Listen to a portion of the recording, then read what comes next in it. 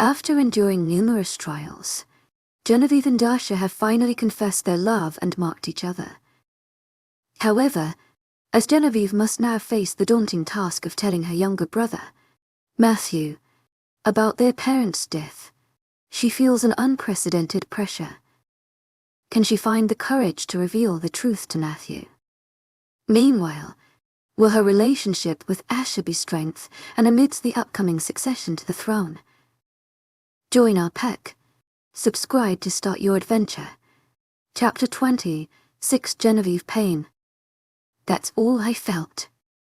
That's all I could feel. It overpowered the little amount of love that I was hanging on to, and it hurt like hell. Babe, Sean asked, concerned, causing Asher to growl.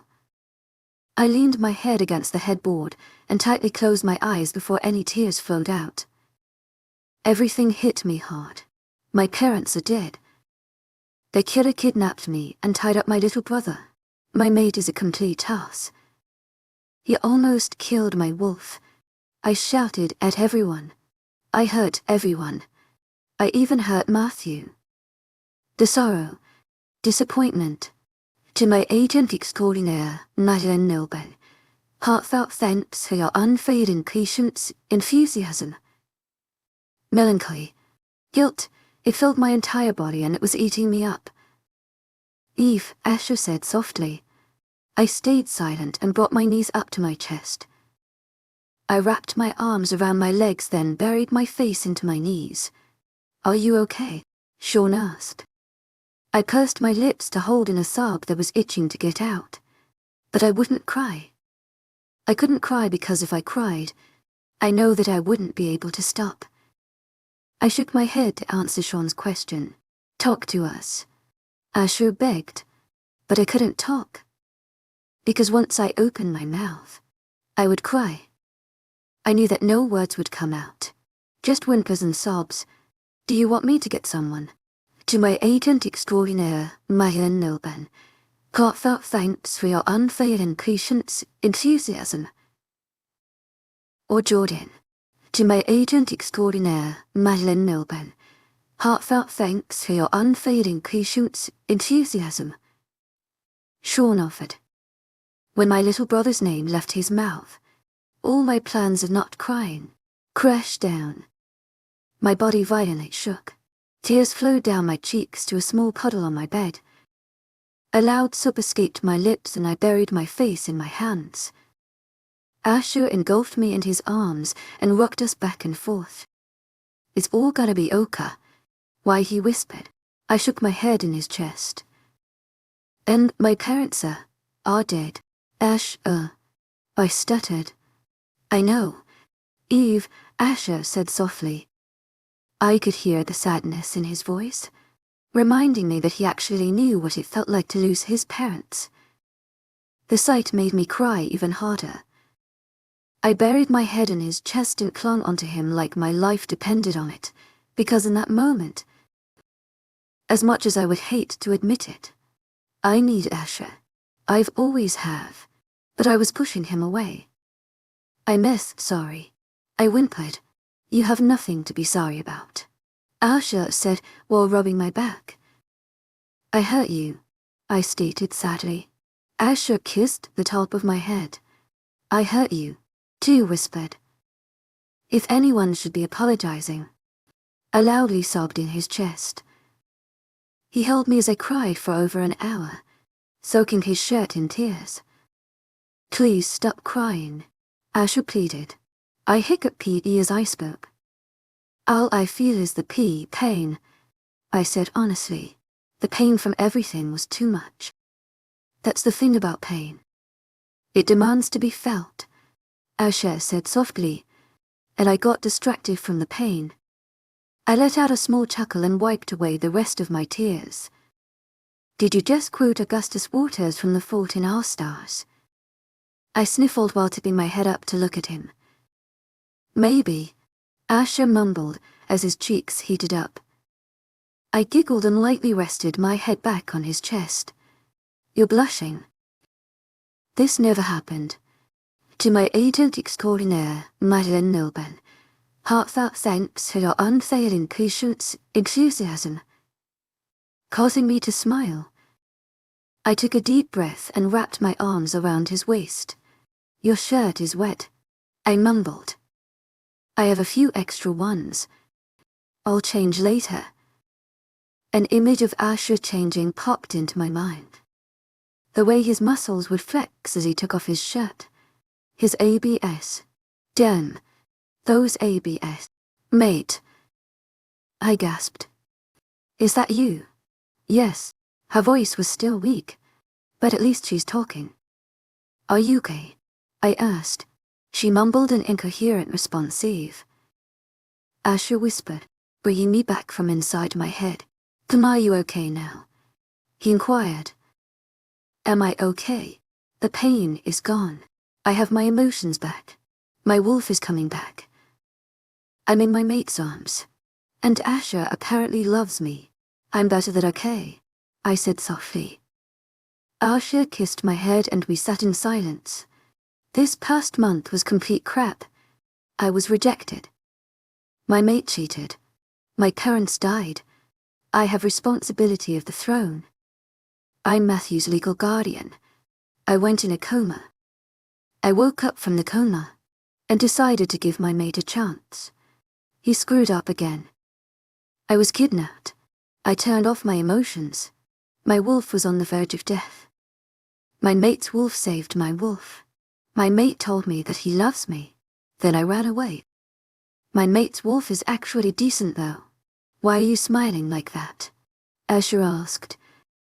I looked up at him and shrugged. I'm just happy. He nodded. Good.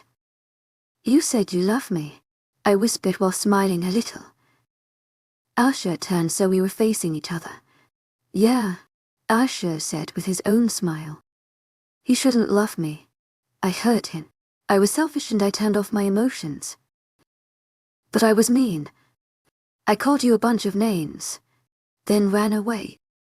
I was worse, like 50 million times worse. Plus, you weren't you without your emotions, he said softly. I didn't fall in love with you when you had no emotions. I fell in love with the giggling girl in my office. You were so happy, and it made me happy. After seeing you like that, I realized that's what I want to see every day for the rest of my life. I realized that I love you. I felt all giddy inside. Butterflies erupted in my stomach. My hands started sweating. He really loves me. I leaned forward and pressed my lips to his. To my agent extraordinaire, Madeleine Nilben, heartfelt thanks for your unfailing patience, enthusiasm. Eve's soft lips touched mine and I was gone. I forgot about everything around me. The only thing I cared about was the girl right in front of me. She had me wrapped around her little finger, and I was okay with that. I basically tied myself to her finger. The kiss was slow and soft. When we pulled away, we both were smiling. I leaned my forehead against hers and pecked her lips. Things just keep getting better and better, I mumbled. I'm on a roller coaster that only goes up. Eve smiled wider before kissing me again. I should quote movies more often if this is what I get. Her lips were moving fast. I put my hands on her waist while she tangled her hands in my hair. I gently bit her lip, causing her to gasp. I quickly plunged my tongue in her mouth. I explored her mouth. She tugged my hair, and I growled into her mouth. Eve smiled, then pulled away. We were both panting. Her lips were red and swollen. Knowing I did that, a guy needs his ego boost every once in a while. When did you watch The Fault in Our Stars? Eve asked when she caught her breath. Jordan made me watch it. I smiled at the memory. You were still in a coma. She started crying because she wanted to watch it with you, but there wasn't a DVD player in the room. A guard said that you wouldn't be able to see it anyway, and she broke his arm. Eve laughed. Jordan was very emotional when she was pregnant. I pulled Eve back into my lap and inhaled her lavender scent. She shuddered as I kissed her neck. I smirked and continued to pepper her neck in kisses. To my agent extraordinaire, Madeleine Nilban, heartfelt thanks for your unfailing patience, enthusiasm. She moaned as I licked the spot where we'll mark her. I pulled away and bent my neck so my mouth was next to her ear. That was a beautiful sound. Wanna do it again? I can't, you, Asher. Eve moaned louder when I sucked on the spot. When I pulled away, she slapped my chest, causing me to chuckle. I knew she was embarrassed by the sound. When do I get to mark you? Gavin has been bugging me about it for a while, but it wasn't really planned to bring it up so soon. Eve didn't answer. She just grabbed my arms and wrapped them around herself. Then we both fell asleep. Chapter 20, 7 Asher. Brian's voice in my head woke me up from a peaceful sleep with my mate safe in my arms. Eve was still sleeping on my naked chest. I slowly got off the bed and tucked her in. I walked out her room and mind, linked Brian. What is it? I asked. It had to be an emergency or something because Brian has never linked me since I've left him in charge of the pack. Whenever I checked in, it was mostly just everything running smoothly and no drama. We cut a few rogues. Brian informed me. Do the usual procedures, then tell me what they say. That's the problem, Brian said, sounding irritated. The guy won't talk. And the chick keeps repeating the same sentence. Well, what does she say? I inquired. Where's the Alpha's princess? I cut off our mind.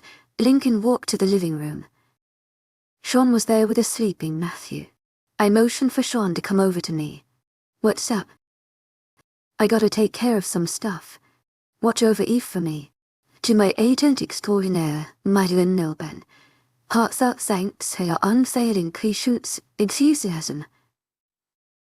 Sean nodded, but stopped me when I tried walking past him.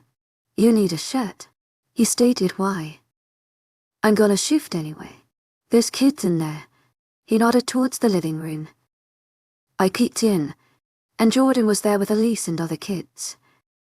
My stuff is in there, Sean said while pointing to the door next to me. Just take a shirt and go. But don't shift with it on. I want it back. I rolled my eyes and went to grab a shirt. I settled for a plain white one that was on his bed.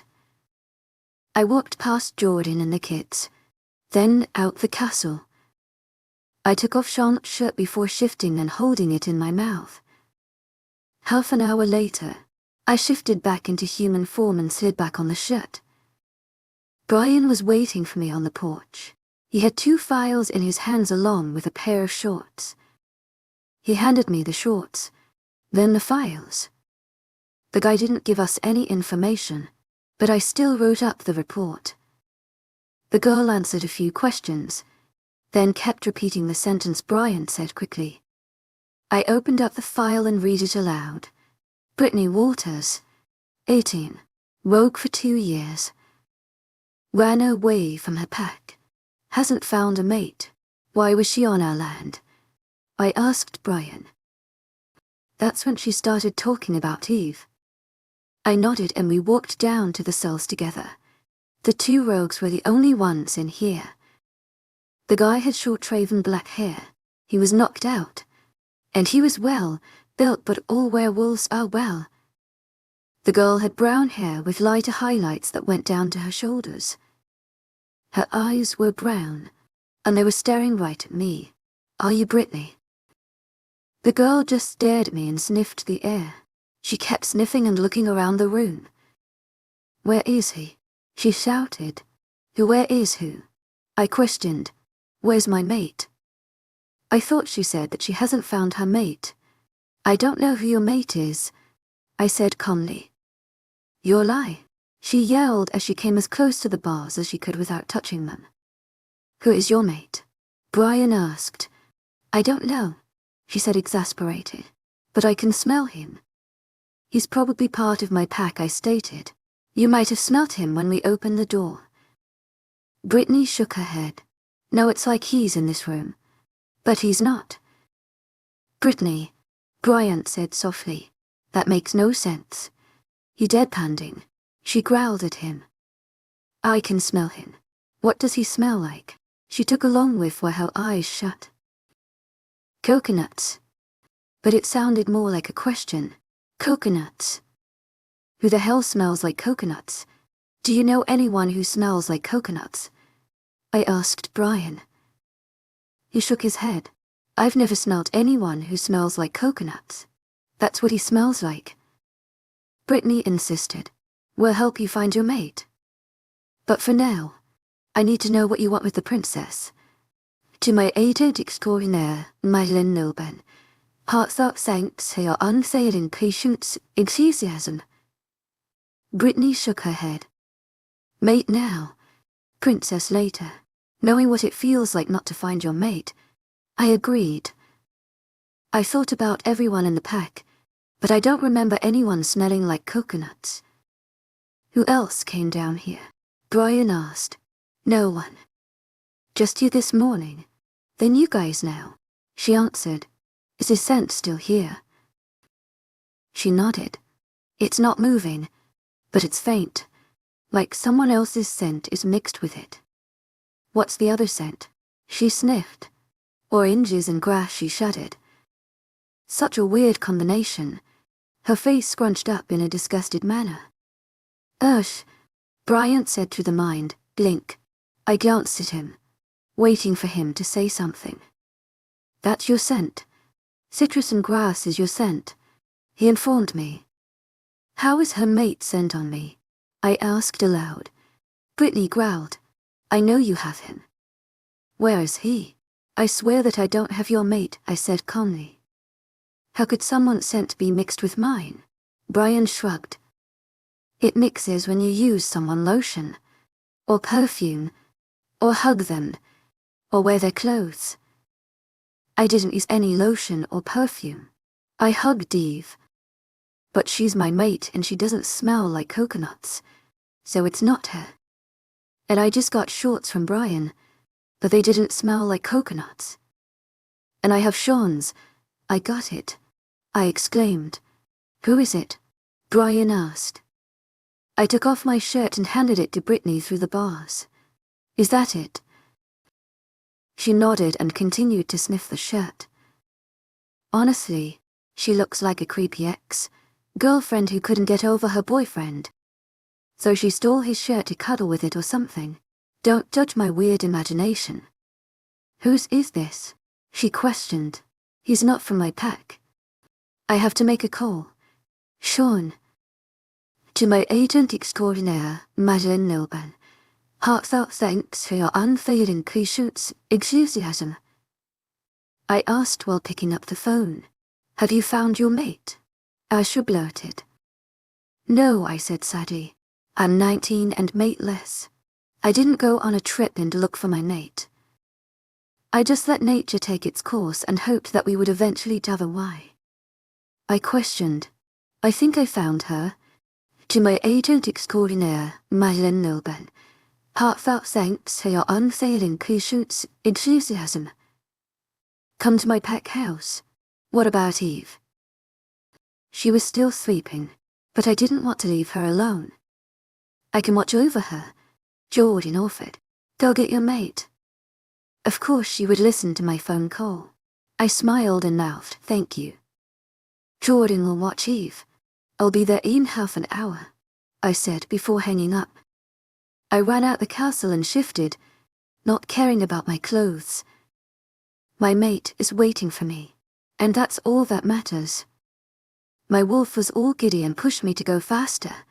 I ran past trees and jumped over logs. My greyfur was blowing in the wind as I forced my legs to run faster. My legs ached when I made it to Asher's pack house. He was waiting for me at the porch with a pair of shorts. I shifted and put on the shorts. Where's she? Asher put his hands up in surrender. She's a rogue. She's in the cellar. I held in a growl, knowing that he was following procedure. You're supposed to bring rogues into the cellar and question them, even if they look harmless. Looks can be very deceiving.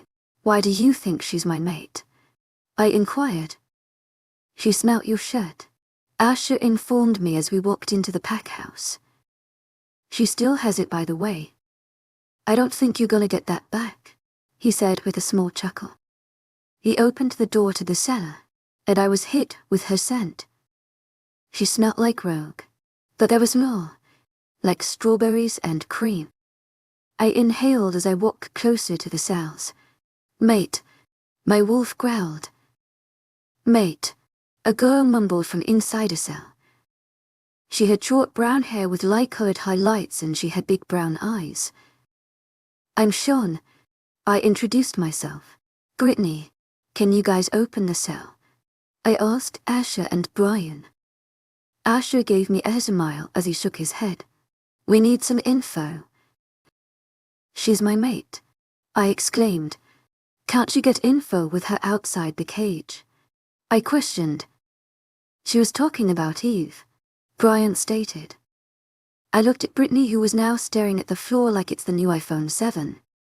I felt my heart drop. My mate wants something to do with Eve. My mate might be a danger to my princess, my best friend. I nodded at Asher and Brian, then leaned against the wall while they began to question Brittany. What do you want with the princess? Asher asked sternly. I wanted to growl, but he was doing what was needed. It would be hard to choose between my mate and Eve. My mate should come first, but at the moment, I know nothing about her. All we have between us is the bond. Eve and I have years of our friendship. I'll stick up for her even after I die and people badmouth her in heaven. I which said that the princess can help me. Brittany answered. Help you do what? Find my sister, she said quietly. Saylet ran away with me 2 years ago, but we got split up. I've been trying to find her ever since. Did the witch say how Eve can help you? Brian asked. Brittany nodded. My sister's her guardian, but guardians are angels. I piped in, confused. And angels are dead, Asher added. Brittany frowned. I know, she said quietly. So your sister is dead, Brian said. Yeah, she said sadly. Mate is sad. Help mate. My wolf shouted at me. It hurt us to see that she's sad, that she's hurting. I pushed myself off the wall. Can you open the cell now? I asked Brian and Asher. They nodded and unlocked Brittany's cell, but she didn't walk out. What about Lloyd? Who's Lloyd? Brian and Asher nodded towards the cell next to Brittany's. A guy was knocked out on the floor. He's like family, Brittany whispered. He took care of me and helped me find my sister. Why wasn't he talking? Brian asked. Brittany smiled. He has a thing about authority. Well, that's probably why he's a rogue. We fell into an awkward silence. Then Brian and Asher excused themselves. Brittany cleared her throat and took a step out the cell. So what pack are you from? The royal pack. She nodded. Are you close with the princess? Brittany looked down, then back up and tucked a piece of hair behind her ear. Do you think she'll help me talk to Saylet? She asked hesitantly. I'm not sure, I answered honestly. She's never even mentioned a guardian, but I can talk to her about it. To my agent extraordinaire, Mythical Noban, heartfelt thanks for your unfailing patience, enthusiasm. Brittany gave me a small smile and nodded. Come on, let's go home. Chapter 20, 8 Genevieve. I woke up in an empty bed. I frowned at the thought of Asher leaving again. I got out of bed and walked to the living room. Sunlight was shining through the open curtains as Jordan played with Elise. Hey, I greeted her while walking closer. Jordan smiled at me. To my agent extraordinaire, Mythical Noban, heartfelt thanks for your unfailing patience, enthusiasm. I picked up Elise and started tossing her in the air as she giggled. Even though she was born a few weeks ago, she looks like she's 2. Werewolves age faster until they are 5, then they age normally. Since Elise has alpha blood, She grows even faster than regular werewolves. Do you know where Asher is? I asked Jordan after I put Elise back down on the carpet. He had some pack stuff. Sean was supposed to stay here, but he got a call from Asher. Jordan replied. Why would Asher need Sean? I voiced my thoughts. A huge smile spread across Jordan's face. She said simply, Sean finally found his mate. I know how much he wants a mate. He's dreamed about finding her. It must have been hard for him when everyone found their mates. Sean's dad had him training to take over the Royal Beta title. Instead of finding his mate, he was stuck at the pack house learning how to be a good beta. After his training, he still didn't go out to find her. He said he would just let nature take its course or some shit like that. How long have they been gone? I questioned. Jordan shrugged. Sean left an hour ago. I wonder who his mate is. She'll probably be all nice and shy, but not around Sean. She'll love Sean, like all mates do. She'll love his short black hair, his cocky attitude, and his scent. What if she hates his scent? I know a lot of people who can't stand the smell of Sean. What if she's like allergic to coconuts and whenever she smells Sean, she like passes out or something? What's with that face? Jordan asked, snapping me out of my thoughts. You look scared. Just thinking scenarios about Sean's mate. Jordan laughed, but stopped when her phone started ringing. She grinned and held it up to me. Your mate's calling, she sang, waving the phone in my face. You have his number. I raised an eyebrow. I don't even think I have his number. And he's my mate. She shrugged and handed me the phone. I answered the call and held it up to my ear. Is Eve okay? Asher blurted while I answered. I just woke up. To my agent extraordinaire, Myron Nilban. Hearts out thanks for your unfailing patience, enthusiasm. Oh hey, babe, Asher replied. Don't hey babe me. I woke up alone this morning. There was some rogue business that I took care of. I'm coming back now. Who? I mumbled. I'll see you soon. I love you, Asher said before hanging up. I took the phone off my ear and lit the blank screen. I will never get used to hearing those 3 words out of his mouth. I didn't imagine him saying it before. Oh my God, Jordan screeched. He said, I love you. Smiling, I nodded my head.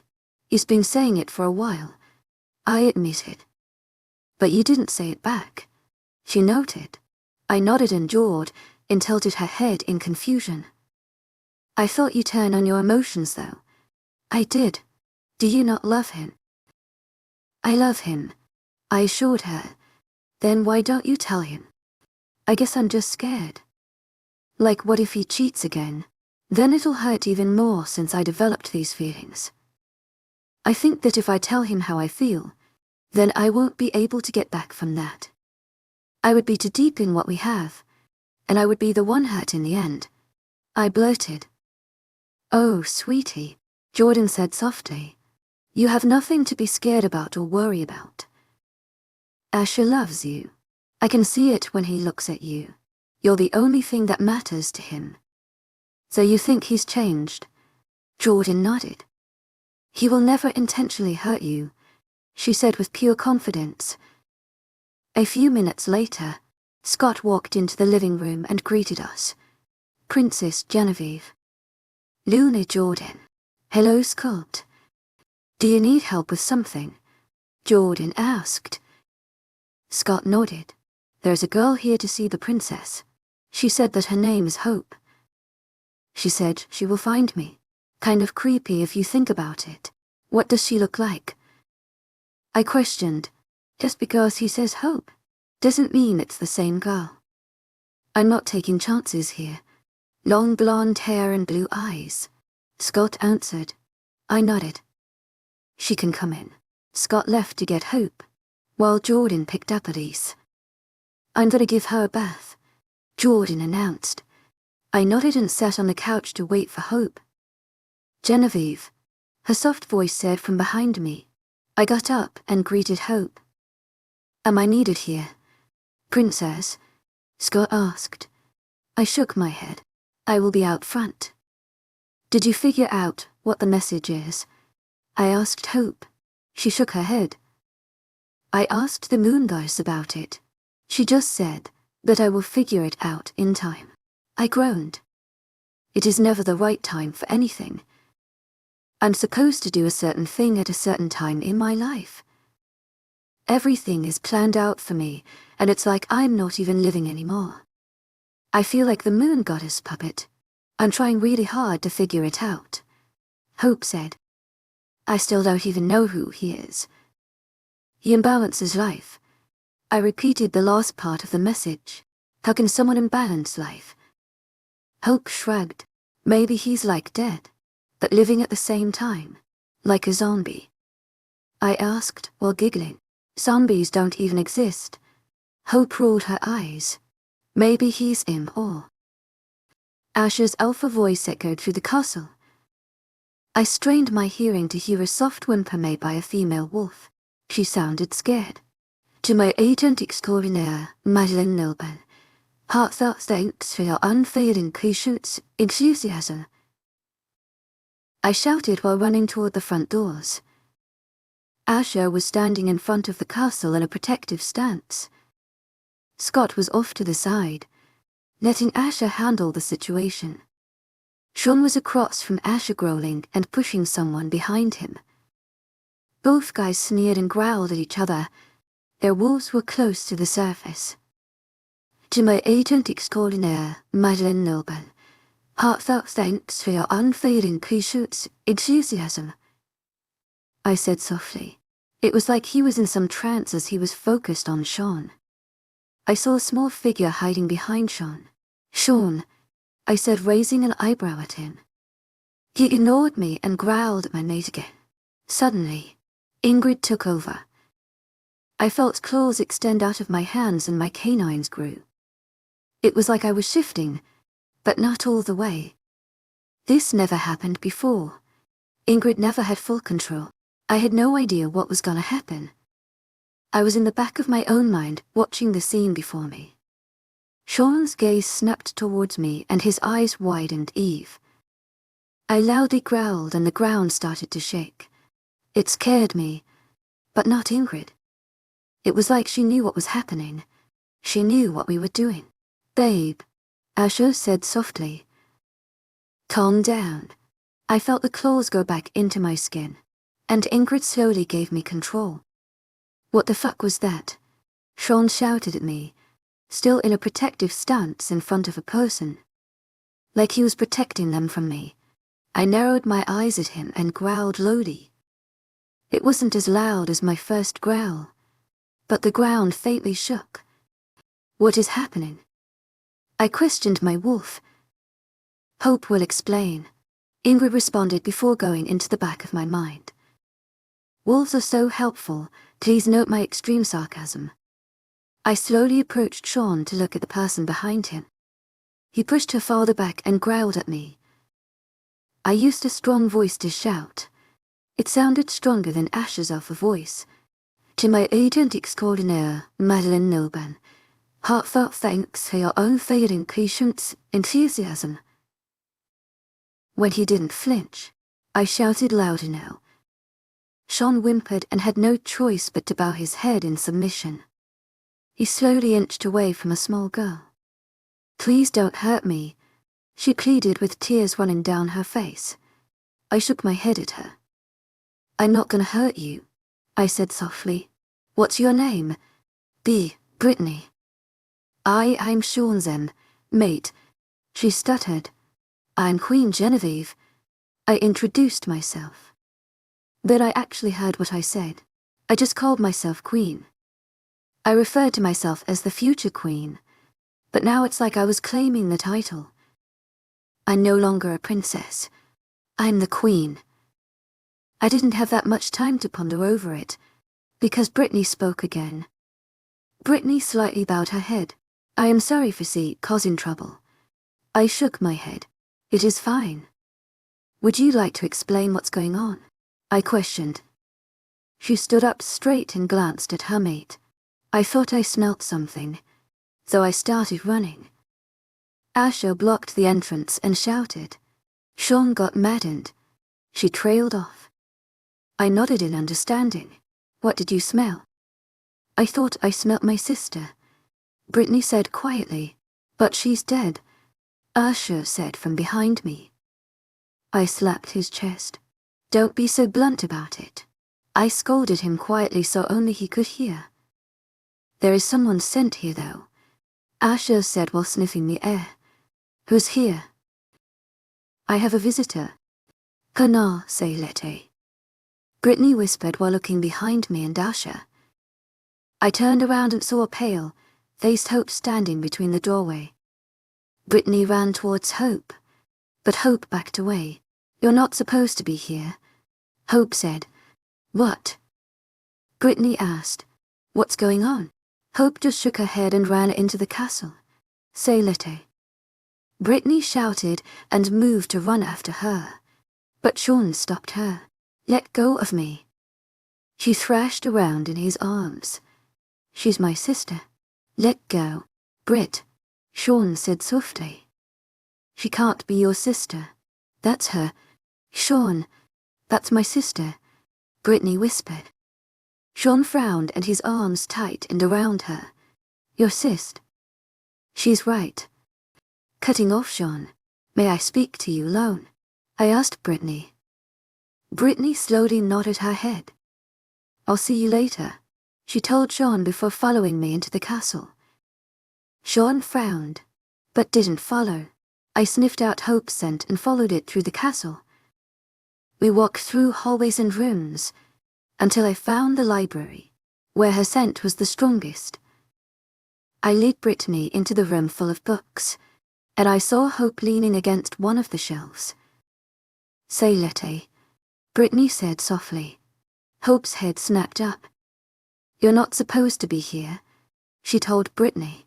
I saw that Brittany was on the verge of tears. She didn't let any fall though. Why not?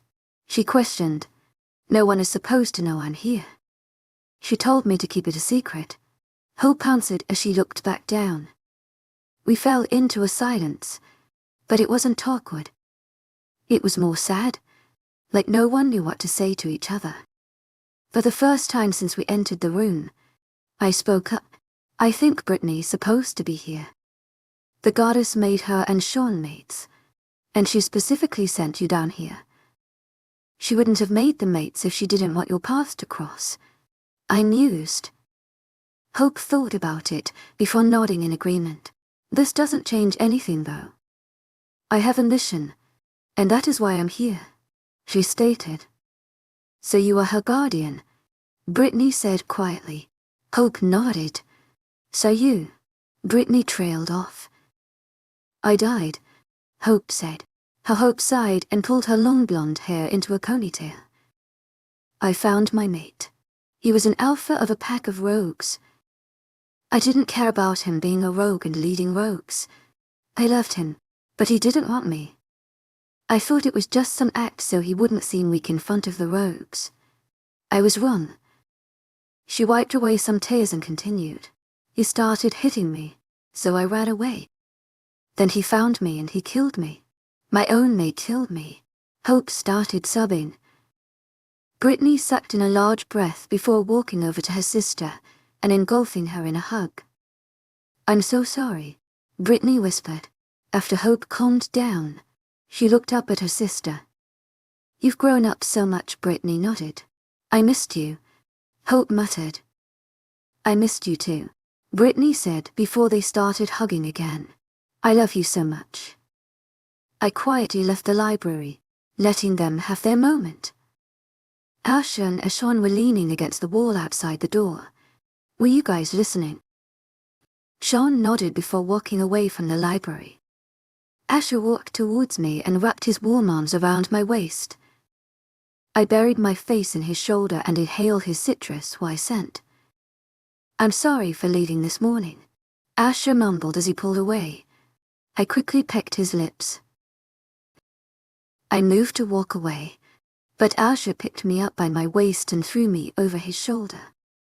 I squealed as he started running down the hall. He pushed open my bedroom door and tossed me on the bed. I could have walked here. But that wouldn't be fun. Asher jumped onto the bed, making me bounce up. I giggled as he hovered his body over mine. He used his elbows to hold himself up. I stared at his flexed muscles and his hard chest. I moved my gaze up to his eyes that were filled with desire and lust. He moved his face closer to mine until our lips were barely brushing. "I have to speak to Matthew," I mumbled. "We can do that later," Asher said before smashing his lips on mine. I felt him shift on top of me, and his hand made its way into my hair. He gently bit my lip and I opened my mouth, letting him deepen the kiss. I wrapped my arms around his neck and pulled him impossibly closer. I moaned as his tongue tangled with his. I felt like I was on cloud nine. But of course we need oxygen. We pulled away, and I was panting. My lips felt cold without his connected to mine, but Asher didn't stop kissing me. He trailed kisses down my jaw and neck, until he reached the spot where he would mark me. He lightly sucked the spot, earning another moan from me. He stopped and studied my face. I answered his unasked question. "Mark me. Je my agent extraordinaire, Madeleine Noble. Heartfelt thanks for your unfading patience, enthusiasm." I said breathlessly. Ingrid has been telling me to let him mark me. I wasn't sure if I wanted to be marked yet. But my conversation with Jordan had given me more confidence. Right as the words left my mouth, Asher's face was back in my neck. He kissed the spot before extending his canines and sinking them into my skin. I didn't feel pain at all. I felt safe and warm. After a few seconds, Asher pulled his teeth out of me and licked my mark. I marked him and licked the open wound. We pressed out for heads together, as we both struggled to get air into our lungs. "I love you, Eve," Asher said. I smiled, then gently pressed my lips to his. "I love you too." Chapter 20, 9 Asher, I love you, Eve, I said after we marked each other. We finally marked each other. After weeks of sitting by her while she was in her coma, then a week of us fighting, a few days of us being together, a couple of days of her being kidnapped, a few more days of her without emotions, a whole night filled with her sobs, now we marked each other. After almost 2 months filled with ups and downs, we drove past a bumpy road. We started the mating process. I'm hers and she's mine. Eve gently pressed her lips to mine. It was such a small kiss, but more amazing than any kiss I shared with another girl. Her soft lips heated mine as the familiar fiery feeling erupted in my stomach. A feeling that I only felt with my mate. "I love you," too, Eve whispered as our foreheads rested on each other hard. Acting like I didn't hear her. "I love you," she whispered again. "Babe, I have no idea what you're saying," I said, feigning confusion. She shifted her body so her mouth was right next to my ear. Her breath blew against my earlobe as she whispered, "I love you." I leaned back so we were face to face. I ran my hands up and down her sides while staring into her gorgeous blue, grey eyes. My gaze flickered down to her lips, and I saw her eyes do the same. I quickly pulled her into a kiss and our lips moved in sync. "I love you," I mumbled against her lips. She smiled into the kiss before pulling away. I kept my hands on her waist and held her against me, enjoying the feeling of her heat close to my body. "To my agent extraordinaire, Madeleine Noble, heartfelt thanks for your unfailing patience, enthusiasm," Eve said softly. "I really have to talk to Matthew. Can we do that tomorrow?" "Let me hold you, just for today," I said before lightly kissing her mark. Eve shivered and turned her head to quickly peck my lips. "Just for today, but tomorrow I'm talking to Matthew." I nodded and rested my head in her neck while inhaling her vanilla scent. "I'm hungry," Eve stated while her stomach growled. I chuckled and she lightly hit my chest. "Let's go eat," I said while pulling us off the bed. I wrapped my arm around her shoulders as we walked to the kitchen. Jordan was at the dining table pouring Matthew a bowl of cereal as Elise was loudly crying in her high chair. Jordan groaned and ran a hand through her tangled hair. "Jordan," Eve said as she walked towards the Luna, "get some rest." "I can't. Elise and Matthew need to eat, then take baths. Then I have to finish planning the coronation ceremony. Ryan wants to have a romantic dinner today, so I have to find a sitter. And I'm completely exhausted." Jordan shouted, frustrated, then started bawling. Was this normal? She was just shouting. Now she's crying. I hope not all women are like this. That would just be too much. What if Eve's like that? I would literally go crazy. "I can hear your thoughts, Sasha." Eve snapped through the mind link. Needless to say, I quickly blocked my thoughts from her. Just rest until dinner. I'll take care of Elise and Matthew. The coronation can wait a few days. "Just go home," Eve said softly. "But you can't do it alone. These kids are a handful," Jordan said while motioning towards the crying baby and Matthew, who just spilled his whole bowl of cereal. "I'll help," I said while picking Elise up from her high chair. She started moving around until she stuck her thumb in her mouth and her crying stopped. "See, Jordan, we'll be fine. Go home." Jordan reluctantly nodded. "Call me if anything, and I mean anything," she said before leaving the castle. Eve picked up the empty bowl and put it in the sink before cleaning up the cereal. Matthew watched her with a frown on his face. I put Elise back in her high chair so I could get Matthew more cereal. Before I made it a foot away from her, Elise started wailing and screaming. I quickly picked her up and started bouncing. Her cries slowly died down, and were non-existent when he finished cleaning the spilled food. "You're pretty good with her," Eve said while leaning against the counter. I shrugged and smiled when I saw that Elise was staring at me with her big light brown eyes. I made my way to the fridge and took out the milk.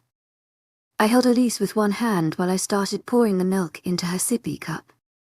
I heard sobbing, but it wasn't coming from Elise. Me and Eve's heads both snapped toward Matthew, who was rubbing his eyes as more tears streamed down his face. "Hey, Squirt," Eve said softly. "What's wrong?" Miss, why?" Matthew stuttered. Eve wrapped her arms around his small body and gently ran her hand on his back to calm him down. "Why are you sorry?" Eve asked after Matthew stopped crying. "I didn't help when the big guys took you," Matthew said quietly before dropping to the floor and wrapping his arms around Eve's legs. "I tried to help. Please stop being mad," Matthew begged. Eve frowned and picked up her little brother. "I'm not mad. I had a bad day yesterday." I shouldn't have yelled. I felt her guilt and sadness wash over me. I decided to distract myself by making food. I handed Elise her cup and started pulling out the ingredients for pancakes. Eve was whispering, so I wouldn't be able to hear her. I wasn't trying to listen. I put Elise down on the counter, and she watched as I started making the mix. I was almost down sifting all the dry ingredients when Eve wrapped her arms around my waist. "What's she making?" she chirped. "What kind of food?" "The edible kind." "What kind of edible food?" "The kind that I'm making." "You're a jerk," Eve huffed before stomping away. I chuckled at her childishness. "You're not getting any pancakes then." I heard her footsteps stop before they increased in sound when she walked towards me. "That's blackmail," Eve muttered while standing in front of Elise. I rolled my eyes. Eve started making weird faces in an attempt to make Elise laugh. Eve completely failed at trying to make Elise laugh. The baby started frowning, then wailed. Eve's eyes went wide before she backed away from the child. I didn't do it. I dropped the strainer in the sink and picked up Elise. After rocking her around for a while, she stuck her thumb in her mouth and stopped crying. Eve started cracking eggs into the bowl for the pancake mix. My mind drifted off to when we would have kids. Our pups would be strong and gorgeous. They would protect each other. I'll watch the kids while Eve would cook. We would all go to the park. Elise and Matthew would spoil the kids with clothes and food and money. Sean will claim that he's the best uncle in the whole wide world. You sound like a girl. Interrupting my thoughts, I groaned, stay out of my mind. Eve giggled and poured some batter onto the pan. I continued to play with Elise while Eve cooked. When all the pancakes were cooked, we ate a late breakfast with Elise and Matthew. Genevieve. It's been a week since me and Asher started the mating process. I still haven't talked to Matthew. I procrastinate a lot. When he was crying in the kitchen, I assured him that I wasn't mad at him, nor were parents. I still haven't told him that they're gone. I'm not sure how to tell him. I have to tell him soon, 'cause their funeral is in 5 days. There's no right way to tell him. Any way that I say it will hurt him. I had a pep talk with myself and decided that I needed to stop procrastinating. I'm telling him today, before my meeting with the council, and I'm not backing out. This past week was filled with me and Dasha hanging out while we babysat. Jordan was planning the coronation, which is tomorrow, so she left Elise with us. For some reason, that little girl does not like me. She only likes Ash. She can't say his full name, so she just calls him Ash. I think she just got in the habit because that's what Matthew calls him. Babe, Asher said softly, you need to eat. For the past few days, after my little pep talk, I haven't been eating much. Hope said that it's because of stress, which is weird because most people eat when they're stressed out, but food makes me feel sick. Speaking of Hope, her and Brittany have been inseparable for the past week. Except when Sean demands personal time with his mate. We still haven't figured out that message though. Hope talked to the moon goddess, who said, it's not time yet.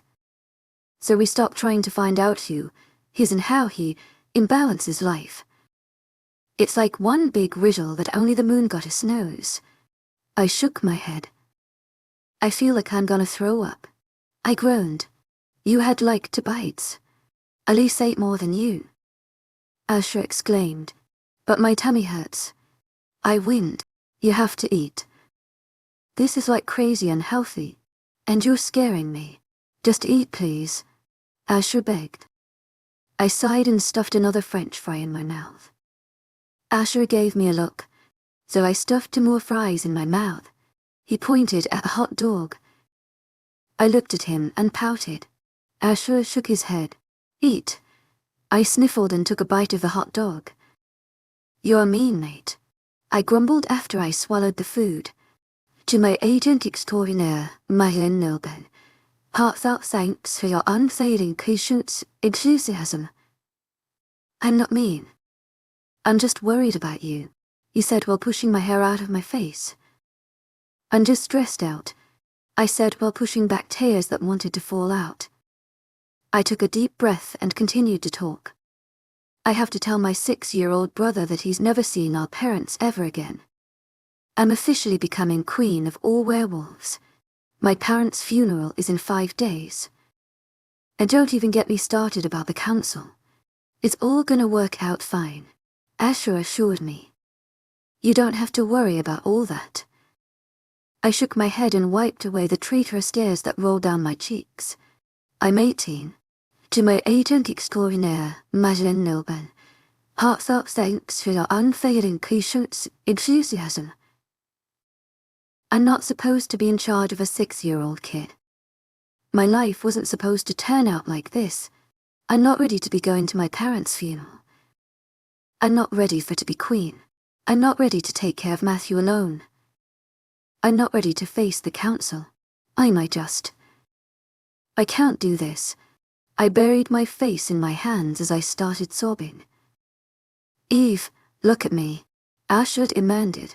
I slowly moved my hands away from my face and just looked down. Asher sighed and lifted up my chin so I was staring into his eyes. You're Genevieve Marebeck. You survived the pain I put you through. A coma, a psycho kidnapper, your wolf almost dying twice, and an idiotic mate. You came back from turning off your emotions.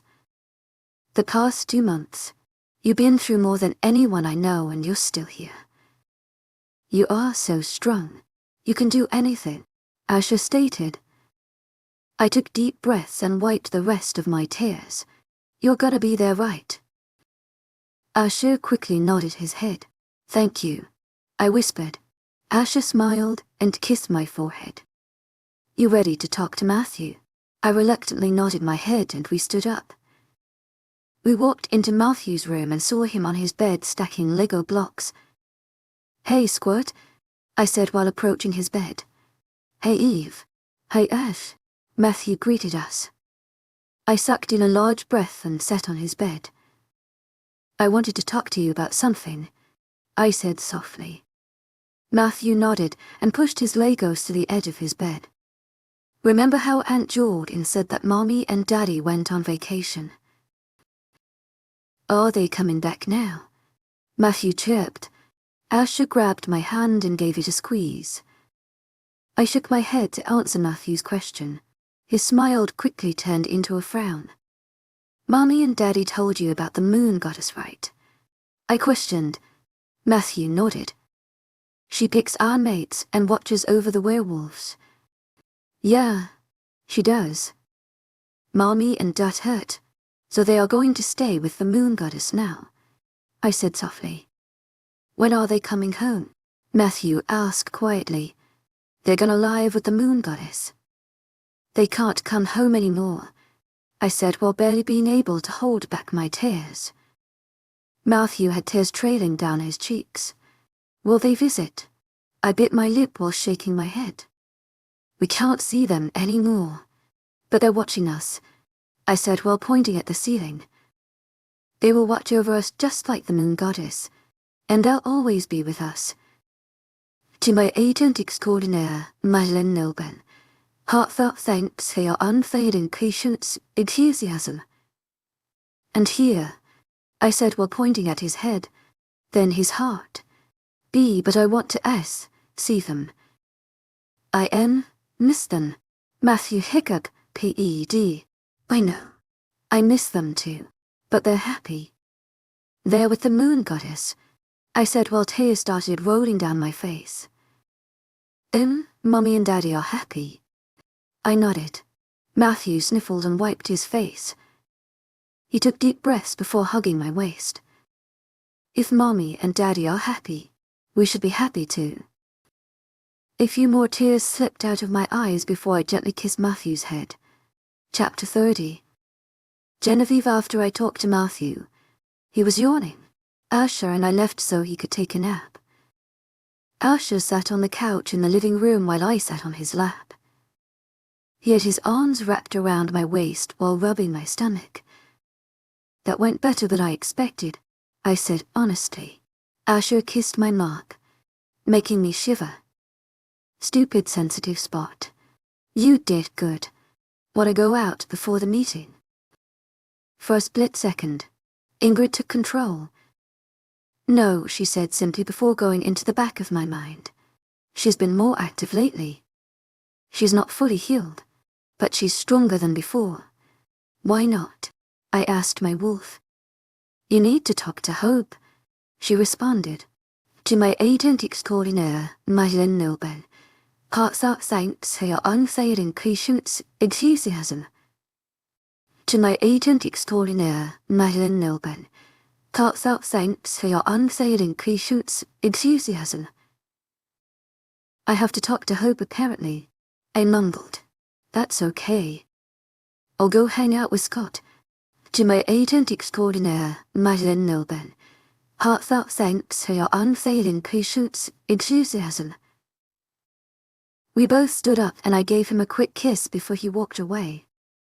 I went to Hope's room and heard talking. He's your mate. Go hang out with him, Hope demanded. But you're here. I haven't seen you in the past 2 years, Brittany argued. And you just met Sean, Hope retorted. I'll still be here when you get back. Sean wants to take you on a date. So go. It'll be fun. Britt, be you go. Before I tell Sean to drag you out of here. Brittany sighed before she walked out the room. She jumped when she saw me. My queen, she said with a slight bow. I groaned. You guys make me feel old when you do that. Brittany ignored me as she walked down the hallway. Hey Eve. Hope greeted me. Hey. Ingrid wants me to talk to you. To my agent extraordinaire, Madeleine Nobel. Heartfelt thanks for your unfailing patience, enthusiasm. Getting straight to the point.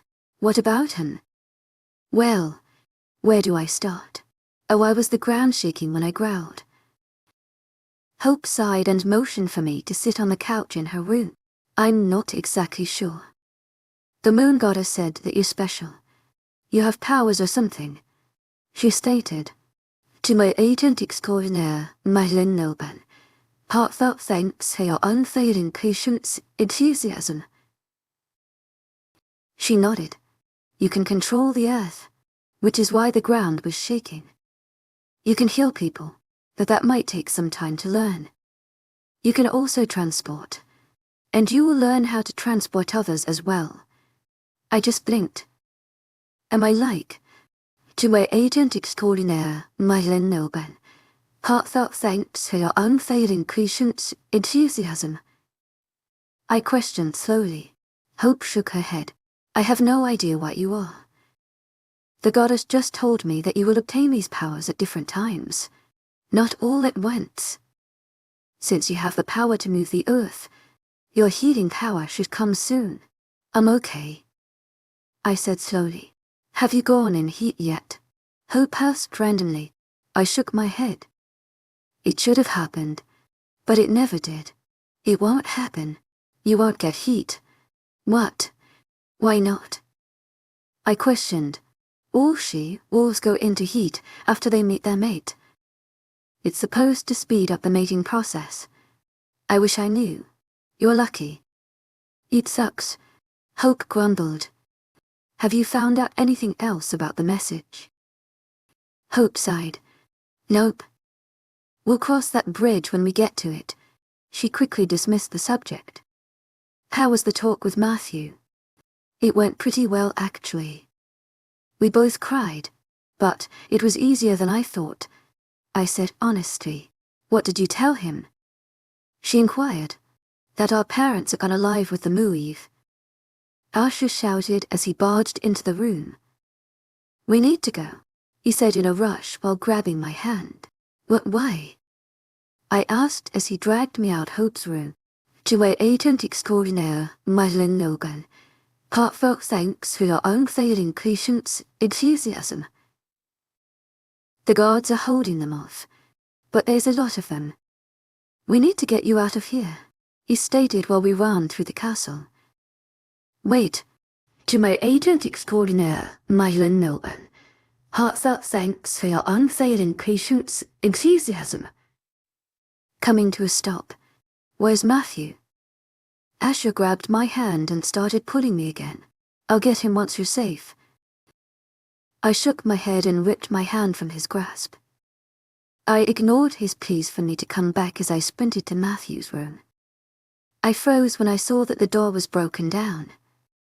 I stepped over the broken wood to get into the room. I smelt the rogue. To my agent extraordinaire, Madeleine Nobel. Heartfelt thanks for your unfailing patience, enthusiasm. Going deeper into the trashed room. Well. Look what we have here, a voice said from behind me. I turned around and saw 6 rogues in front of me. All were male, and the blonde one had his hand over my brother's mouth as he held him in the air. Eve, what's wrong? Asher said through the mind, Link, get more people. There are rogues in Matthew's room. I'm coming. Don't. There's too many. Get help first, I said before blocking him out. It's the Queen, a rogue sneered as he took a step forward. I stood straight and let my eyes change into their bright color. She's a pretty one, ain't she? Looking all tough, another man said. Let go of my brother, I growled lowly, making the ground shake. The rogue gasped. I didn't say anything, knowing that I couldn't take all 6 of them by myself. The blonde rogue holding my brother pulled a knife out of his pocket and held it to Matthew's throat. Stay still, Queen Genevieve, the rogue demanded.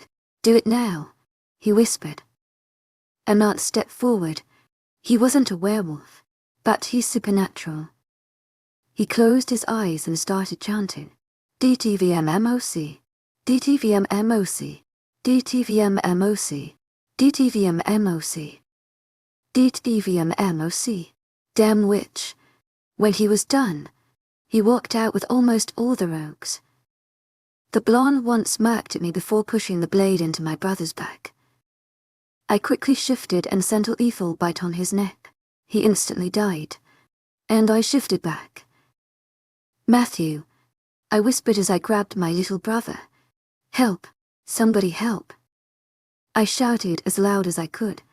Scott, to my agent extraordinaire, Madeleine Noble, heartfelt thanks for your unfailing patience, enthusiasm. Jacobs, Hope, Jordan, and Ryan ran into the room. They all gasped and stared at my brother. The blood was soaking through his shirt and was on my hands. Get a doctor. None of them moved. Don't just stand there. His heartbeat was slowing down, barely even beating. No, no, no, no, no. I whispered. Stay with me. Don't you dare die on me. Eve, Asher said softly. Get the doctor. Making the ground shake again, Hope gasped and ran up to me. Heal him. Chapter 30, 1 Genevieve, heal him. Hope said. My eyes widened. I looked back and forth between my brother and Hope. How do I do this? Hope grabbed my hands and positioned one over Matthew's wound and the other on his head. When you shift, you imagine yourself in your wolf form. When you heal, just imagine yourself healing Matthew. Imagine the blood going away. Imagine the wound closing. Imagine him healthy. I closed my eyes and focused on Matthew. I pictured him in his room. We were playing with his Legos while Asher was playing with Elise. We had pillow fights. We ate breakfast together. We watched movies. I tucked him into bed at night. I pictured the gash closing up and leaving just a faint scar, the size of my thumb. I heard a gasp and I opened my eyes. All the blood was gone. Matthew's eyes fluttered open and he started blinking. To my agent extraordinaire, Madeleine Noble, heartfelt thanks for your unfailing patience, enthusiasm.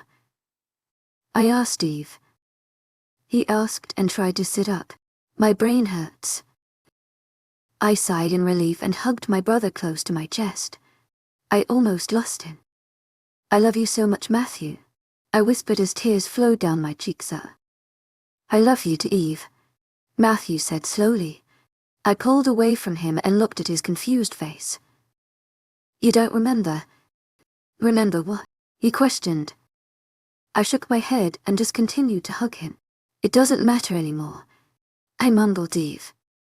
Let go. Matthew whined. Asher chuckled from behind us and pried my hands off my little brother. You've been holding him for almost 2 hours. The kid needs to breathe, he said as Matthew ran out the room. I can't help it, I said quietly as Asher wrapped his arms around my waist and rested his chin on the top of my head. I almost lost him, Asher. But you didn't. Matthew is okay. You saved him, Asher whispered before kissing my mark, making my legs turn into gel. Oh. I sighed and leaned against his chest. Why didn't you tell me you can heal people? Asher questioned.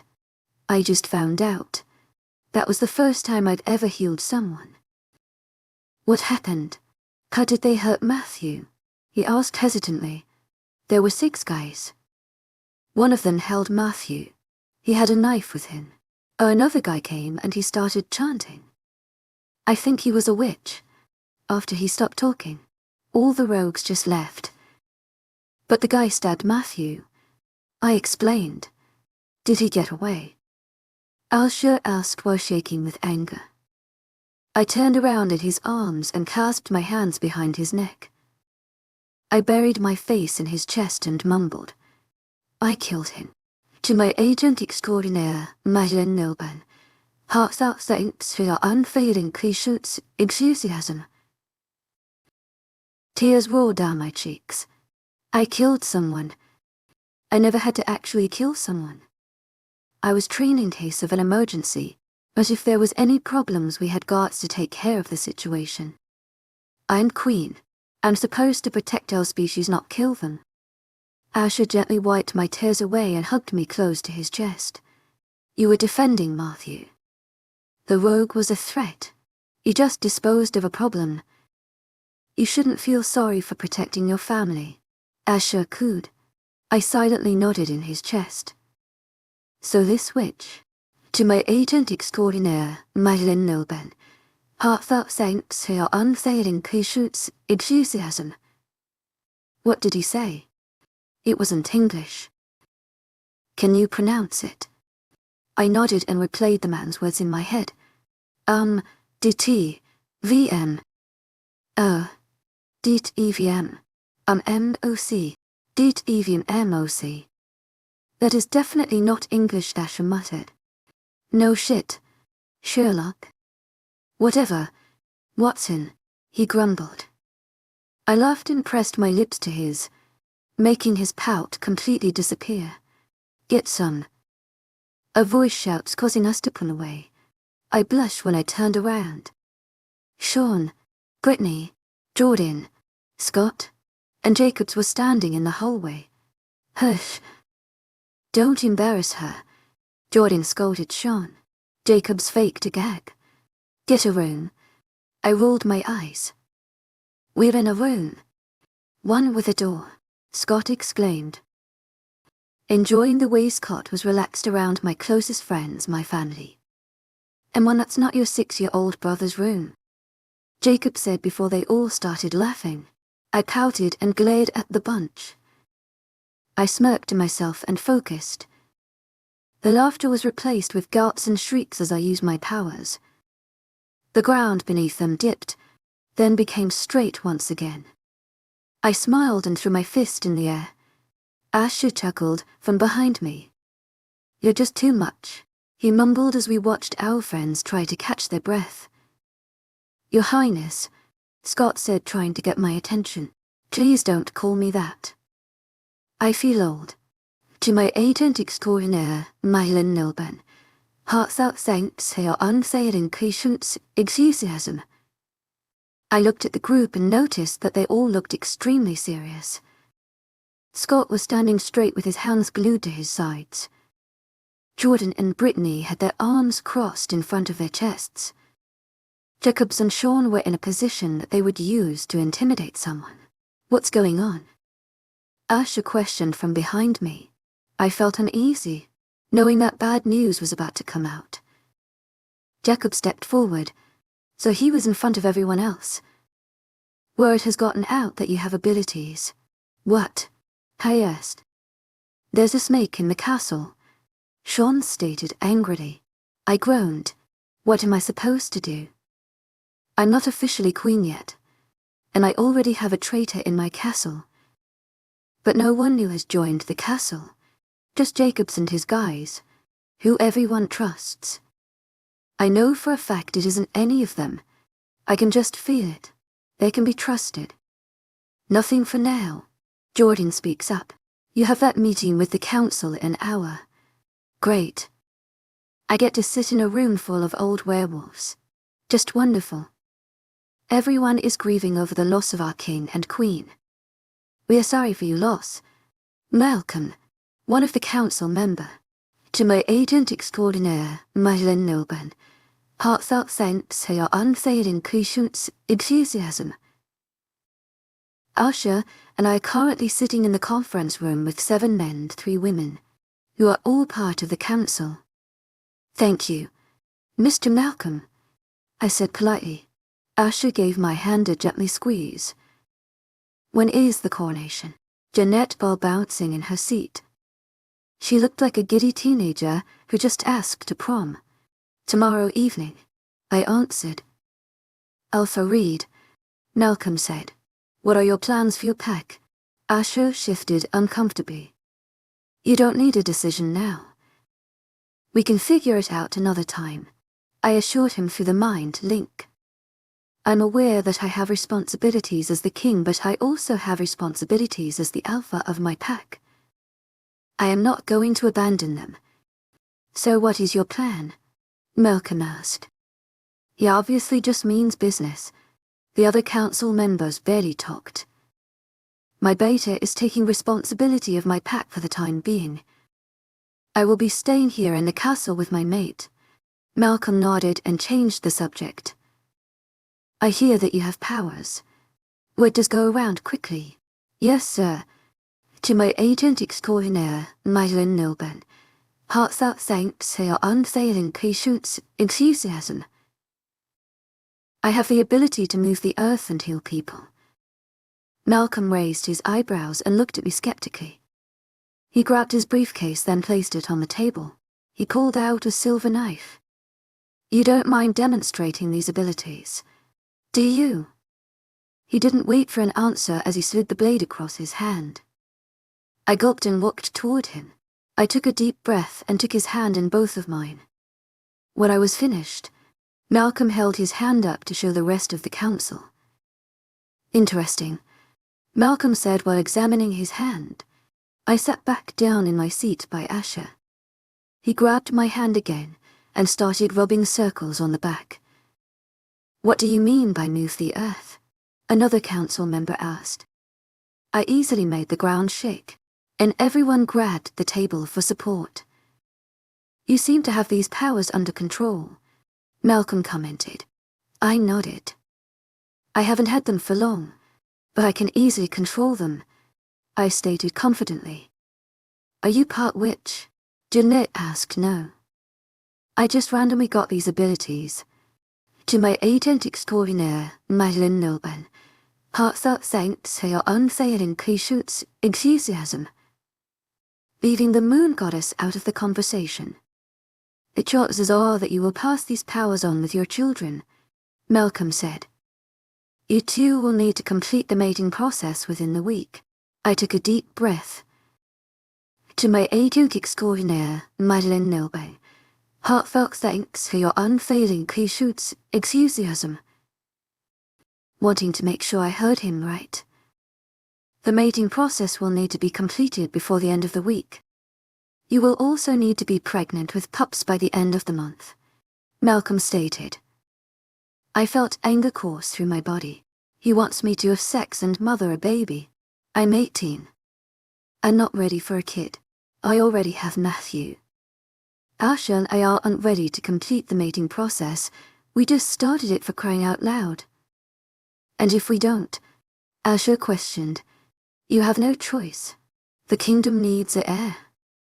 You two have responsibilities. It's time to grow up and carry out with your responsibilities. Stop being kids, he demanded. I stood up and looked Malcolm in the eye. We are not children. We are aware of the responsibilities we possess, and mating is not one of them, I said sternly. Malcolm shook his head. You are wrong. As king and queen, you are to provide an heir, your child. We will have a child, but not now. We are not completing the mating process. I will not get pregnant. You cannot force me to do those things, I spat angrily. And if I have to, I will, Malcolm said while getting up. He started to walk to the door, and in less than a second, I was in front of him. I transported for the first time. You can't force me to do anything. I am the queen, I said calmly. Malcolm just brushed past me and left. The council was staring at me in pity. Can he force us to mate? Asher asked. She gave us a sympathetic look before looking down at the ground. Malcolm is the head of the council, Jeanette said. He can do anything, she said softly before she and the rest of the council left. Don't let the story end. Subscribe to continue our wolf pack legend.